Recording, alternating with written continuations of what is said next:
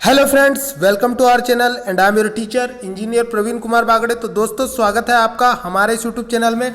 मैंने साइंस और पर्यावरण की प्लेलिस्ट में सारे वीडियो बनाकर आपके लिए डाल दिया है, तो आप मेरे प्लेलिस्ट में जाकर मेरे सारे वीडियोस को देख सकते हैं। अगर आपने मेरे इस चैनल को अब तक सब्सक्राइब नहीं किया है तो प्लीज़ जल्दी से जल्दी सब्सक्राइब कर ले, ताकि मेरे द्वारा बनाए गए प्रत्येक इंटरेस्टिंग वीडियो की जानकारी आपको मिलती रहे। तो दोस्तों, आज हम पढ़ने वाले हैं उपग्रह संचार यानी कि सैटेलाइट कम्युनिकेशन के बारे में। तो दोस्तों, एमपीपीएससी में एक दो क्वेश्चन यहाँ से बनते हैं। तो सबसे पहले मैं आपको बताऊंगा सैटेलाइट क्या होते हैं। तो दोस्तों, मैं आपको जानकारी के लिए बता दूं कि वे आकाशीय पिंड या वे खगोलीय पिंड जो किसी उपग्रह के चारों ओर चक्कर लगाते हैं, उपग्रह कहलाते हैं। यानी कि दोस्तों, the celestial bodies which are rotate around the any planet is known as the satellite. यानी कि ऐसे आकाशीय पिंड जो किसी ग्रह के चारों ओर परिक्रमा करते हैं या रोटेशन करते हैं या चक्रण करते हैं, उपग्रह कहलाते हैं। और उपग्रह जो होते हैं दोस्तों, there are mainly two kinds of satellite. यानी कि दो प्रकार के सैटेलाइट होते हैं। एक होते हैं प्राकृतिक सैटेलाइट और दूसरे होते हैं नेचुरल सैटेलाइट। तो दोस्तों, हमारा जो सौर मंडल है ये दोस्तों आकाशगंगा में पाया जाता है। तो हमारी जो आकाशगंगा है वो सर्पिलाकार है। हमारी जो आकाशगंगा है दोस्तों वो सर्पिलाकार है। और हमारी सर्पिलाकार आकाशगंगा में सारे ग्रह, उपग्रह, धूमकेतु सूर्य का चक्कर लगाते हैं। हमारी सर्पिलाकार आकाशगंगा में सारे ग्रह, उपग्रह सूर्य का चक्कर लगाते हैं। और सूर्य का चक्कर लगाने के कारण ही हमारी आकाशगंगा का केंद्र जो है वो सूर्य है।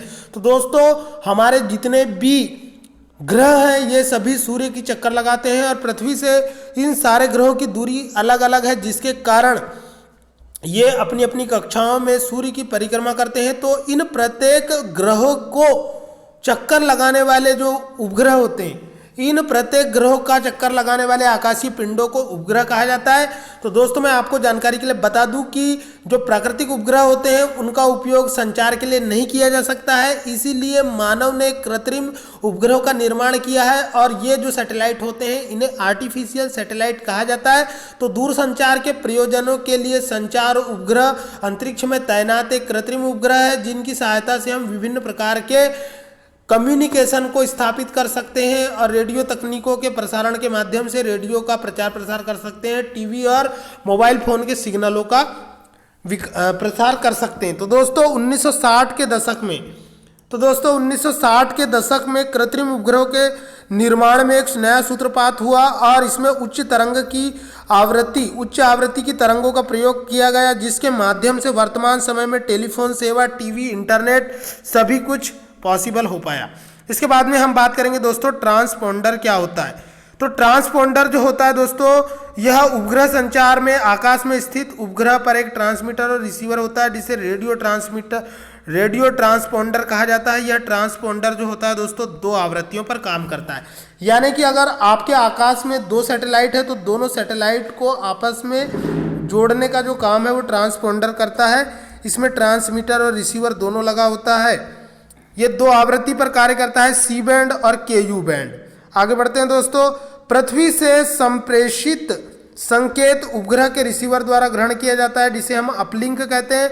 और ट्रांसपोंडर उसे पुनः संवर्धित कर पृथ्वी के विभिन्न सेंटरों पर या पृथ्वी के विभिन्न केंद्रों पर भेज देता है, जिसे हम डाउनलिंक कहते हैं। तो अपलिंक तथा डाउनलिंक की आवृत्तियों में अंतर रखा जाता है, ताकि संकेतों को आपस में मर्ज होने से रोका जा सके। तो दोस्तों, ट्रांसपोंडर के द्वारा 2 क्रियाएं होती है, अपलिंक और डाउनलोडिंग, अपलिंक और डाउनलिंक। तो अपलिंक जो होती है ये पृथ्वी के द्वारा उपग्रह के ट्रांसपोंडर को सिग्नल भेजे जाते हैं, तो इसे अपलिंक कहा जाता है। और जब उपग्रह के ट्रांसपोंडर द्वारा पृथ्वी के विभिन्न केंद्रों पर सिग्नलों को भेजा जाता है तो उसे डाउनलिंक कहा जाता है। इसके बाद में हम बात करेंगे दोस्तों, संचार उपग्रह को पृथ्वी की भूस्थायी कक्षा में 36,000 किलोमीटर की ऊंचाई पर रखा जाता है। तो एमपीपीएससी में जनरली ये क्वेश्चन आता है कि भूस्थायी उपग्रह को पृथ्वी की सतह से कितने किलोमीटर ऊंचाई पर स्थापित किया जाता है। तो दोस्तों, उन्हें 36,000 किलोमीटर की ऊंचाई पर स्थापित किया जाता है। और इन उपग्रहों को भूस्थायी उपग्रह भी कहा जाता है। इसके अलावा इनके द्वारा जो निकलने वाली तरंगें होती है ये उच्च आवृत्ति की होती है और आयनमंडल के द्वारा परावर्तित नहीं होती है, यानी कि आयनमंडल को क्रॉस कर लेती है। इसके बाद में हम बात करेंगे दोस्तों उपग्रह की कक्षाएं। तो उपग्रह की जो कक्षाएं होती है दोस्तों, वो भूस्थायी कक्षा में उपग्रह चक्कर लगाते हैं 36,000 किलोमीटर की। तो वो जो है अपने ऑर्बिट को छोड़ करके बाहर नहीं जाता है सैटेलाइट। इसके बाद में हम बात करेंगे दोस्तों ध्रुवीय कक्षा की। तो ध्रुवीय कक्षा जो होती है पृथ्वी की सतह से 1000 किलोमीटर की ऊंचाई पर ध्रुव पर स्थित कक्षा जो भूमध्य रेखा से 90 डिग्री के कोण पर होती है उसे ध्रुवीय कक्षा या पोलर सर्कुलर ऑर्बिट कहा जाता है। इसके बाद में हम बात करेंगे दोस्तों इलिप्टिकल ऑर्बिट। इलिप्टिकल ऑर्बिट जो होती है दोस्तों यह कक्षा भूमध्य रेखा से 63 डिग्री के कोण पर झुका होता है। इसका प्रयोग उच्च अक्षांशों पर संचार के लिए किया जाता है। इसके बाद में हम बात करेंगे दोस्तों भूस्थायी उपग्रह की। तो भूस्थायी उपग्रह वे उपग्रह होते हैं जो पृथ्वी की कक्षा से 36,000 किलोमीटर पर पृथ्वी का चक्कर लगाते हैं। ये अपनी गति जो है पृथ्वी की गति के अनुरूप करते हैं और हमेशा इसे पृथ्वी से देखने पर वो एक ही स्थान पर दिखाई देते हैं, क्योंकि ये पृथ्वी के घूर्णन गति के बराबर ही तेज गति से चक्कर लगाते हैं। इसके अलावा दोस्तों पूरी दुनिया में संचार स्थापित करने के लिए कम से कम 3 भूस्थायी उपग्रहों की जरूरत पड़ती है। इस तरह से एक भूस्थायी उपग्रह पृथ्वी के 1/3 भाग पर सूचना का संप्रेषण कर सकता है। अगर हम इसे चित्र के माध्यम से समझे दोस्तों तो ये अगर पृथ्वी है और ये एक उपग्रह है तो ये पृथ्वी के 120 डिग्री क्षेत्र पर अपने सिग्नलों को पहुंचाएगा। दूसरा जो उपग्रह है वो भी 120 डिग्री के क्षेत्र पर अपने सिग्नल को पहुंचाएगा और तीसरा जो उपग्रह है वो भी 120। तो दोस्तों पृथ्वी पूरी 360 डिग्री की होती है, तो 3 उपग्रह लगेंगे पूरी पृथ्वी पर अपने सिग्नलों को प्रसारित करने के लिए।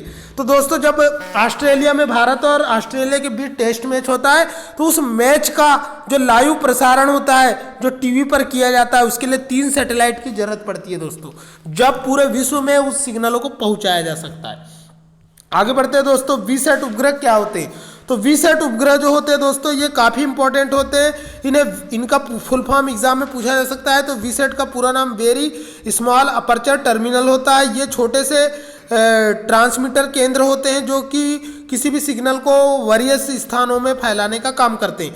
तो इनमें छोटा सा एंटीना लगा होता है। तो संचार उपग्रहों को आसान और कम खर्चीला बनाने के लिए छोटे आकार के एंटीना और कम क्षमता वाले ट्रांसमीटर और रिसीवर का विकास किया गया है जिसे वीसैट कहा जाता है। दोस्तों आप लोगों ने साउथ की मूवी और बॉलीवुड की मूवियों में देखा होगा जहाँ पे मीडिया वाले जाते हैं वहाँ पे एक छोटा सा वीसैट का सेट लेके जाते हैं और वहाँ पे 4 व्हीलर के ऊपर में छोटा सा एंटीना लगा होता है और वहीं से वो लाइव प्रसारण कर देते हैं। तो वो है एक प्रकार का वीसैट होता है।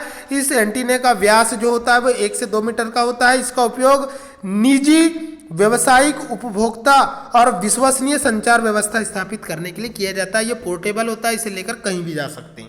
इसके बाद में हम बात करेंगे दोस्तों कि भारत में वीसैट संचार सेवा का प्रारंभ कब से हुआ। तो दोस्तों भारत में वीसैट संचार सेवा का प्रारंभ 1988 में निकनेट की स्थापना से हुआ था। वर्तमान में देश में जिला मुख्यालय वीसैट प्रणाली से जुड़ा हुआ है, यानी कि प्रत्येक जिले जो हैं वो वीसैट प्रणाली से जुड़े हुए होते हैं। वीसैट प्रणाली का प्रयोग आधुनिक संचार व्यवस्था, ब्रॉडबैंड, इंटरनेट पर आवाज प्रसारण, समुद्री संचार, ईमेल और फैक्स आदि करने के लिए किया जाता है। यानी कि सभी जिले जो होते हैं वो भारत में वीसैट संचार सेवा द्वारा जुड़े होते हैं, जिनका उपयोग आपातकाल परिस्थितियों में किया जाता है। आगे बढ़ते हैं दोस्तों, अब हम बात करेंगे निकनेट क्या है। तो पूरे निकनेट का पूरा नाम क्या होता है, ये कंपटीशन एग्जाम एमपीपीएससी के लिए बहुत ही महत्वपूर्ण क्वेश्चन बनता है दोस्तों। निकनेट का पूरा नाम नेशनल इंफॉर्मेटिक्स सेंटर नेटवर्क होता है। तो दोस्तों यह भारत सरकार के नियंत्रण में स्थापित एक नेटवर्क है जो सरकार की गतिविधियों, संसाधनों का और डेटा के साझा का कार्य करता है। भारत के सभी जिले जो है निकनेट से जुड़े हुए हैं। यह विश्व का सबसे बड़ा डेटाबेस नेटवर्क है। यह विश्व का सबसे बड़ा डेटाबेस नेटवर्क है। इस फैक्ट को आपको याद रखना है दोस्तों। एमपीपीएससी में सीधे क्वेश्चन आ सकता है कि विश्व का सबसे बड़ा डेटाबेस नेटवर्क क्या है, तो वो है निकनेट। दोस्तो जब आप बालाघाट जिले की ऑफिशियल वेबसाइट खोलेंगे तो उसमें आप देखेंगे www.mpgov.bgt.nic.in। तो ये जो होती है दोस्तों बालाघाट जिले की ऑफिशियल वेबसाइट होती है। इस तरह से अनेकों वेबसाइटें होती है जो हर जिले की जो होती है, जिसमें डॉट लास्ट में .nic.in.nic.net करके जो है डोमेन नेम होता है। यह नेशनल इंफॉर्मेटिक्स सेंटर नेटवर्क का एक डोमेन नेम होता है जो राष्ट्रीय विकास के कार्यक्रमों के क्रियान्वयन, योजनाओं के निर्माण और सूचनाओं के आदान प्रदान में महत्वपूर्ण भूमिका निभाता है। आगे बढ़ते हैं दोस्तों, इसके बाद में हम बात करेंगे ERNET क्या होता है। तो एजुकेशन एंड रिसर्च, ER का मतलब होता है एजुकेशन और R का मतलब होता है research. Education and research network, तो दोस्तों एजुकेशन और रिसर्च के लिए जो विभिन्न अनुसंधान केंद्रों को आपस में जोड़ने के लिए छोटा सा नेटवर्क बनाया गया है, उसे हम शैक्षणिक संस्थाओं और व्यवसायों के बीच में कड़ी का काम करता है, यही ERNET है। यानी कि ERNET का निर्माण जो है वो एजुकेशन और रिसर्च के लिए किया गया है। आगे बढ़ते हैं दोस्तों, अब हम बात करेंगे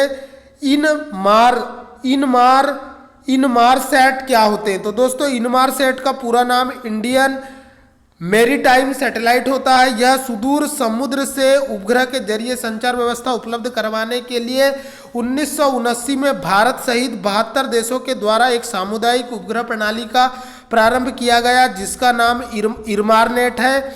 इस प्रणाली का उपयोग लंबी दूरी के संचार स्थापित करने के लिए किया जाता है और किसी जहाजों की स्थिति का पता लगाने और उनके बचाव कार्यों के लिए किया जाता है। इसके बाद में हम बात करेंगे दोस्तों इनमारसैट का मुख्यालय कहाँ पर है। तो दोस्तों इनमारसैट का मुख्यालय जो है ये लंदन में है। MPPSC के लिए बहुत ही महत्वपूर्ण क्वेश्चन है कि इनमारसैट का मुख्यालय कहाँ पर है। तो इनमारसैट जो है वो जहाज़ों को बचाव करने या जहाज़ों को मदद पहुंचाने के लिए प्रयोग किया जाता है। इनमारसैट का मुख्यालय लंदन में है। भारत के पूना के निकट आरबी में इसका एक केंद्र स्थापित किया गया है, जो सुदूर पर्वतीय क्षेत्रों में भी संचार व्यवस्था का सूत्रपात करता है।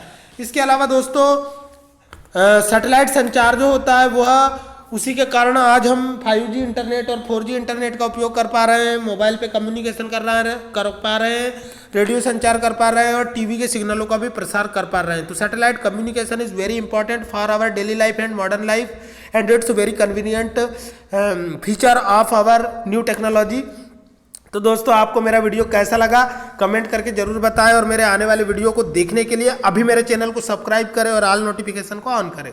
तो दोस्तों मिलते हैं अगले वीडियो में, तब तक के लिए मैं था आपका teacher engineer Praveen Kumar Bagde. Tata bye bye, खुदा हाफिज दोस्तों।